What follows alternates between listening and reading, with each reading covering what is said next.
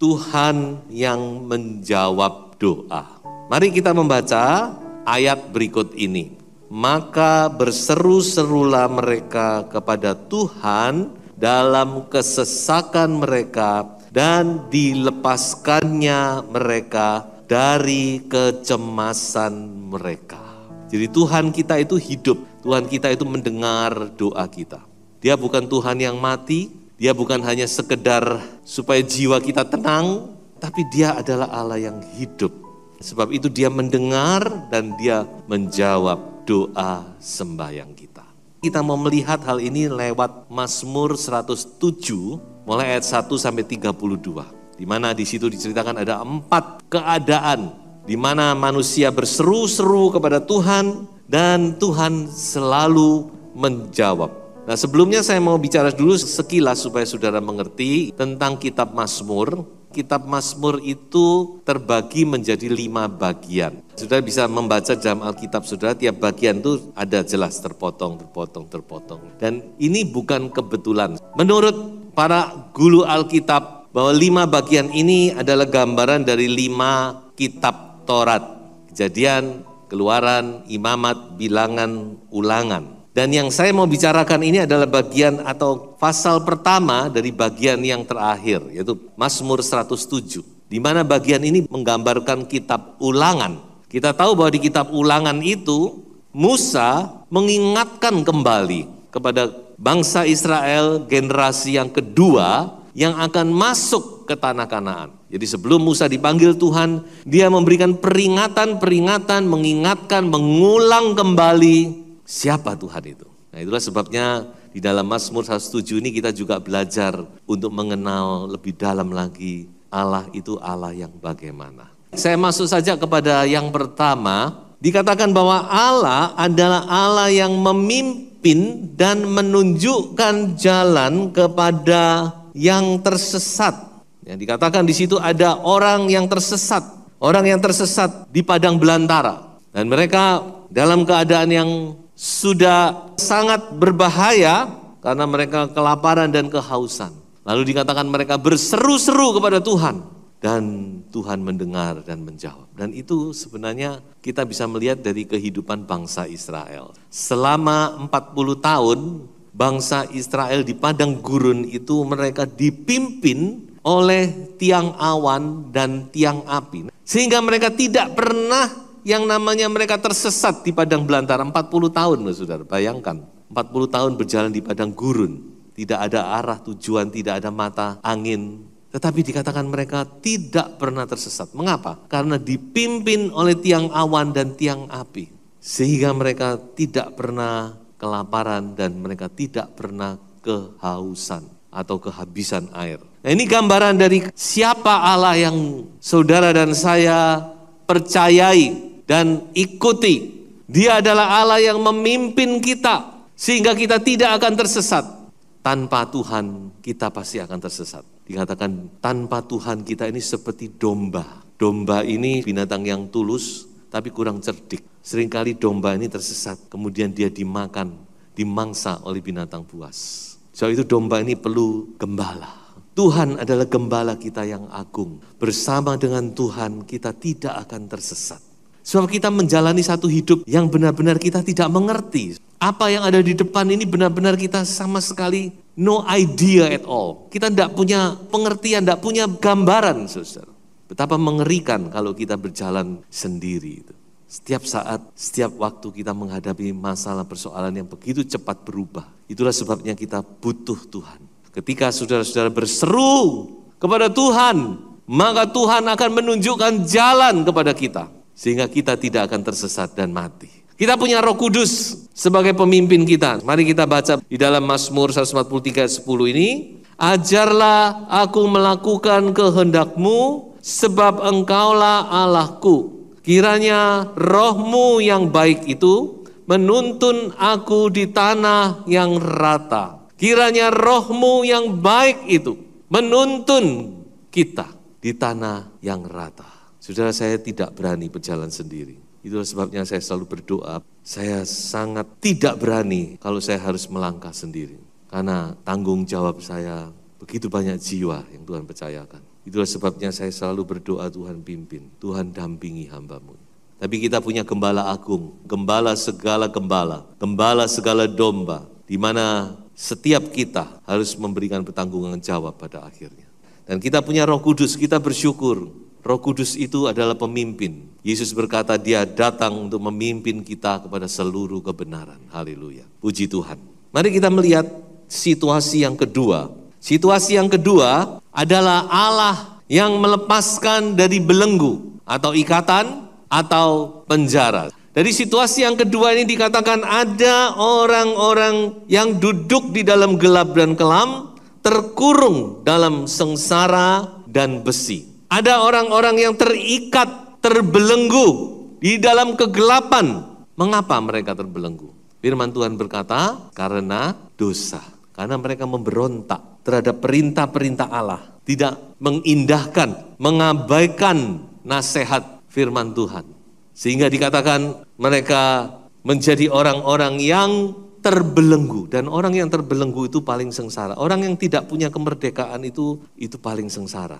Itulah sebabnya bangsa Indonesia untuk mencapai kemerdekaan ini mengorbankan banyak jiwa untuk mendapatkan kemerdekaan.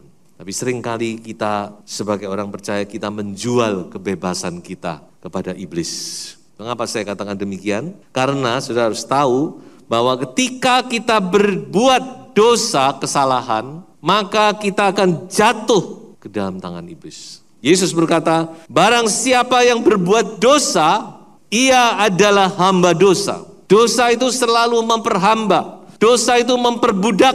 Dosa itu membelenggu kita. Dosa itu mengikat kita. Membuat kita kehilangan sukacita kita. Membuat kita kehilangan kemerdekaan secara rohani. Banyak orang yang terbelenggu oleh dosa. Dan mereka tidak bisa melepaskan diri. Saya tidak tahu, mungkin ada di antara Bapak Ibu Saudara yang juga terbelenggu di dalam dosa. Secara manusia mungkin kita bebas, tetapi roh kita terbelenggu. Terbelenggu dengan perzinahan, terbelenggu dengan pornografi, terbelenggu dengan berbagai macam perkara akibat dari perbuatan dosa. Dan kalau saudara mau dilepaskan, saya katakan itu sesuatu hal yang sangat mungkin. Ya, jangan berkata tidak mungkin, saya sudah sekian lama. Tidak ada yang tidak mungkin bagi Tuhan, amin. Kalau saudara mau, yang penting mau. Makanya banyak orang berkata doa kelepasan, doa pelepasan, doa pelepasan. Habis doa pelepasan masih saja terikat. Karena apa? Karena gak mau merdeka, gak mau melepaskan. Meskipun dilepaskan dengan doa sampai gulung kuming, tidak bisa saudara. Banyak orang tidak bisa terlepas karena gak mau melepaskan diri. Kata Amsal, kamu masih cinta dengan keadaanmu. Masih sayang dengan keadaan, masih sayang, masih dieman-eman dosa itu. Tapi kalau saudara mau dibebaskan, hari ini juga Tuhan mampu membebaskan engkau. Karena dia hadir di tempat ini. Dia mau saudara menjadi anak-anak Tuhan yang benar-benar bebas.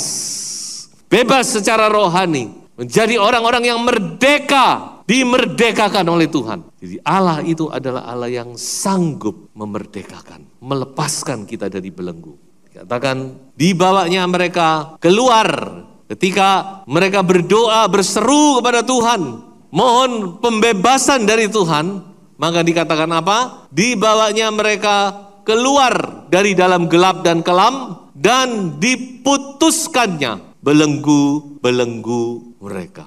Ya, di dalam Alkitab ada cerita yang sangat gamblang, bukan? Tentang bangsa Israel. Bagaimana bangsa Israel itu dilepaskan dari perbudakan 2 kali. Makanya kalau sudah membaca kitab Nabi-Nabi, kalau sudah teliti, sudah bisa tahu, oh ini pembebasan yang pertama dari Mesir. Dan pembebasan yang kedua adalah dari Babel. Jadi ada 2 kali. Ada 2 kali pembebasan dilakukan oleh Tuhan.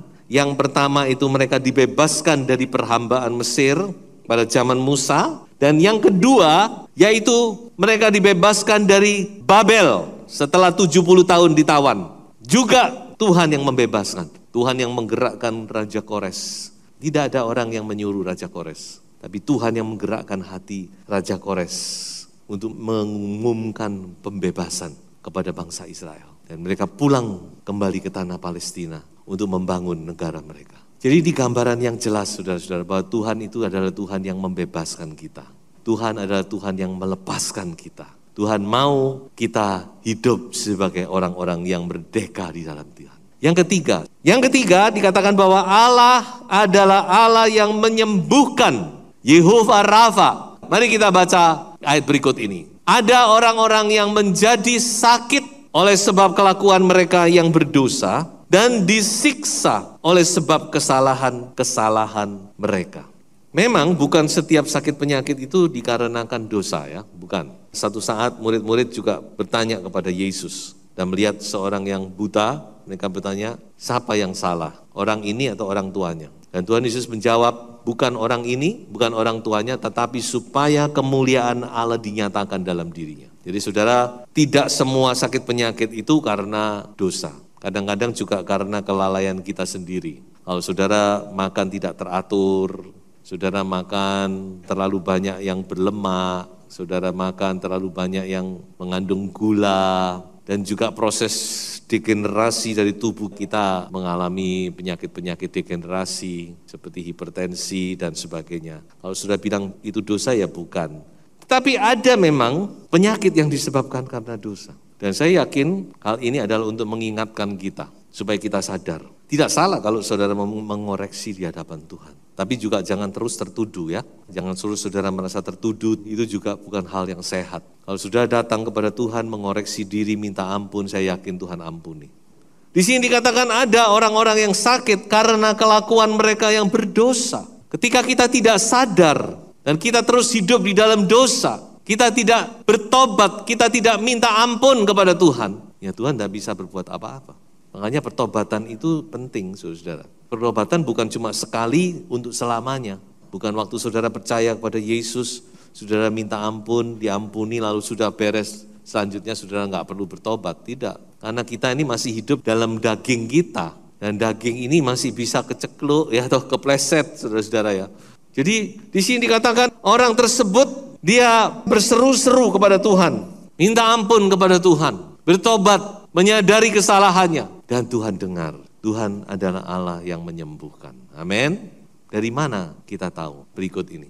Coba kita baca ayat ini. Yesaya 53 ayat 5. Tetapi dia tertikam oleh karena pemberontakan kita. Dia diremukkan oleh karena kejahatan kita. Ganjaran yang mendatangkan keselamatan bagi kita ditimpakan kepadanya. Dan oleh bilur-bilurnya kita menjadi sembuh. By his stripes we are healed. Oleh bilur-bilurnya kita menjadi sembuh. Ya, ini berkaitan dengan perjamuan suci. Kita tahu bahwa roti itu gambaran dari tubuh Yesus yang dipecah-pecahkan.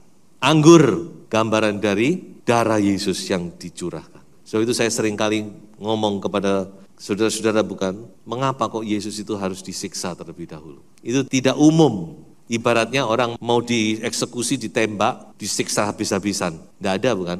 Tapi Yesus alami itu. Dia disiksa, dihancurkan tubuhnya. Supaya apa? Supaya ada darah yang mengalir. Supaya ada bilur-bilur di dalam tubuhnya. Dan dikatakan oleh firman Tuhan, oleh bilur-bilurnya kita disembuhkan. Haleluya. Kalau saudara percaya, ketika Anda makan dan minum tubuh dan darah Yesus, Anda percaya firman Tuhan, Anda pegang janji Tuhan ini, saya yakin Anda akan mengalami mujizat. Segala sakit penyakit Tuhan sanggup menyembuhkan. Amin. Kita mau percaya firman Tuhan. Sebab firman Tuhan itu ya dan amin. Dikatakan bahwa oleh bilur-bilurnya kamu disembuhkan. Ini juga dikutip di surat Petrus, saudara. Oleh bilur-bilurnya kamu disembuhkan. Asa juga berkata bilur-bilur yang berdarah menyembuhkan kesalahan kita. Tuhan Yesus sudah berkorban bagi kita. Dia disiksa demi kesembuhan kita. Mari kita imani hal ini. Puji Tuhan. Dan yang terakhir, yaitu Allah yang menenangkan badai. Mari kita lihat berikut ini. Di dalam kitab Injil kita tahu bahwa ada 2 kali Yesus menenangkan badai. 2 peristiwa yang berlainan tetapi mempunyai akhir yang sama. Yang satu Yesus ada dalam perahu tapi dia tertidur. Yang satu dikatakan Yesus ada di bukit tetapi dia melihat apa yang sedang dialami oleh murid-muridnya. Dan dia datang berjalan di atas air. Dan kedua-duanya berakhir dengan happy ending. Badai itu ditenangkan oleh Yesus. Kehidupan kita ini seperti kita berlayar. Makanya ada bahasa Mandarin dikatakan bagi orang-orang yang menikah, Ivan Feng Shun. Itu artinya semoga engkau berlayar, anginnya sepoi-sepoi dan lancar semuanya. Ya tentu kita semua ingin demikian, bukan? Kehidupan kita nggak ada badai, semuanya tenang. Tetapi zaman sekarang ini sulit. Kadang-kadang badai itu muncul begitu saja. Ada orang yang harus menutup usahanya dan seterusnya dan seterusnya. Ada yang orang yang terlibat dalam hutang piutang karena sudah kadung, ya sudah terlanjur pinjam di bank sekian banyak, tiba-tiba usahanya tidak jalan. Banyak sekali badai itu muncul begitu saja, sekonyong-konyong. Saudara bisa ikuti dua cerita ini, selalu badai itu datang sekonyong-konyong, tidak bisa diprediksi. Haleluya. Tetapi kita punya Tuhan yang menenangkan badai. Amin. Dalam badai apapun yang Anda hadapi, berserulah kepada Yesus. Jangan diam, berserulah. Dikatakan ayat tadi, mereka berseru-seru kepada Tuhan. Dan Tuhan melepaskan mereka dari kecemasan mereka. Jangan diam, saudara. Tapi saudara punya Tuhan yang luar biasa. Tuhan yang mendengar doamu. Berserulah kepada Tuhan. Dia akan datang untuk menolong engkau. Dan menenangkan badai itu, saudara. Sehingga engkau akan mendapatkan kelegaan. Dikatakan, dibuatnyalah badai itu diam. Sehingga gelombang-gelombangnya tenang. Dan dituntunnya mereka ke pelabuhan kesukaan mereka. Haleluya. Kita bersyukur, bukan, sebagai orang percaya. Kita punya Tuhan yang luar biasa. Saya ajak saudara berjalan di dalam jalan kebenaran, ya. Tinggalkan semua. Yang nggak benar itu. Yang jalan berbelat-belit, mencang-mencong, di sana, kehidupan yang nggak benar. Sudah, tinggalkan semua. Kita mulai satu hidup yang baru bersama dengan Tuhan Yesus. Saudara harus mengerti apa kehendak Tuhan bagi kita di akhir zaman ini. Tuhan mau menyelamatkan saudara. Tuhan mau membawa kita kepada hidup yang sesungguhnya di dalam Tuhan. Yang berkelimpahan di dalam Tuhan.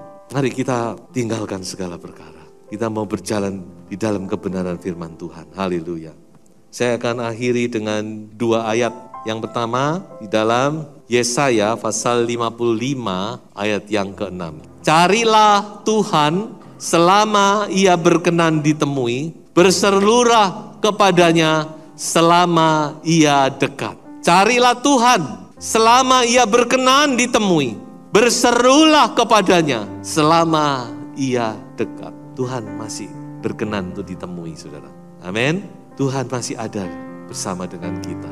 Tuhan masih menyertai kita melalui Roh Kudus-Nya. Cari Tuhan. Berseru kepada Tuhan. Jangan diam. Berserulah, panggil namanya. Dia akan menolong kita. Ayat berikutnya dalam Mazmur 50 ayat 15. Berserulah kepadaku pada waktu kesesakan.